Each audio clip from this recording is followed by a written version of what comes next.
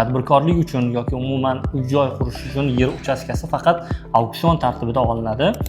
Buni tartiblari, bu sohada, bu yo'nalishda amalga oshirilayotgan ishlar haqida qisqacha to'xtalib o'tsangiz.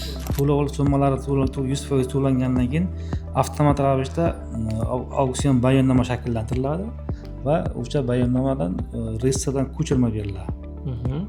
Yutib olingandan keyin fuqaroni o'zi tuman filiallarimiz xodimi borib murojaat qilsa, borib joyiga borib qurilish bo'limi bilan birgalikda joyini, chegaralarini belgilab beradi.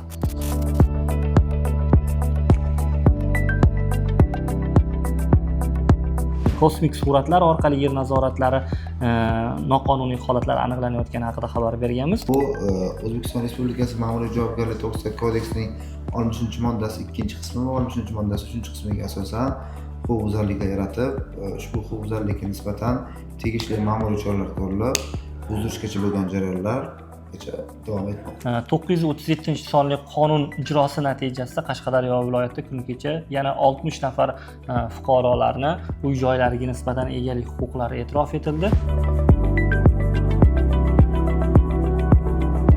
Soliq ham to'laymiz bunga. Shuni xatlov bo'yicha hozir xatlov bo'lyapti mahallalarda. Bu bo'yicha hozir joyda o'rganishadi. Haqiqatan ham o'sha 937-sonli qonun talablariga javob beradimi yo'qmi, o'sha bo'yicha o'rganib, keyin tegishli tashkilotlardan xulosa olingandan so'ng xabarnoma yuboradi.